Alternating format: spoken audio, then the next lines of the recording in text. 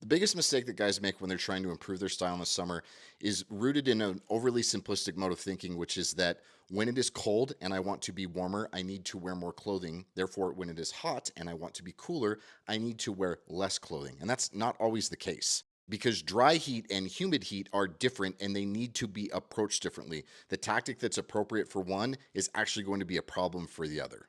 And the best way to understand how to dress according to these different types of heat is to go back to the traditional cultures that were doing so long before the invention of air conditioning, climate control, or anything else, because they were forced to adapt to the conditions in one of the most brutal ways.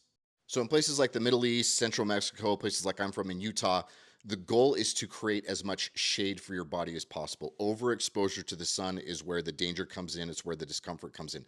So, believe it or not, in dry conditions, you're actually better off wearing stuff that's long sleeve and longer, covering as much of your body as possible. Now, this needs to be done in a certain way in order for it to be effective. It needs to be lighter materials, and the fit of it needs to be loose enough, billowy enough that it actually still allows for airflow and movement and it creates shade as opposed to just being another layer that traps body heat.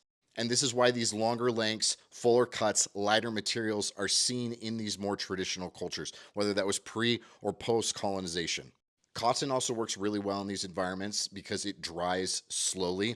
This is why, in a lot of cases, you would see guys wearing bandanas or other things that were made out of cotton and they would wet them because that evaporating effect would cool off the body as well. So, cotton is great in dry environments, even though it's terrible in humid environments.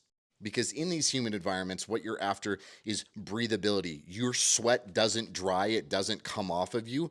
And so you're trying to wick it away as well as you can. And so this is a case where wearing extremely lightweight materials like linen or tropical weight wool, things that have a natural wicking ability, are going to be really good. And also wearing fewer layers, and you can get away with stuff that's shorter than what you would wear in a desert environment.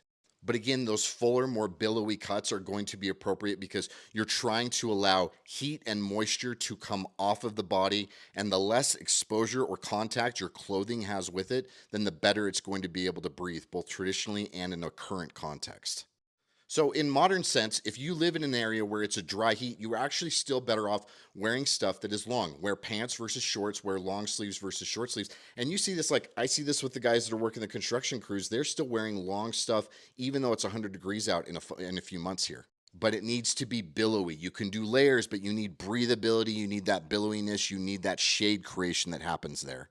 Whereas in humid environments, shorts, camp collar shirts with the chest more open, stuff that leads to more skin exposure is going to be better for that temperature regulation. So in the desert, you want shade. In the tropics, you want moisture wicking. That's your basic principle here today.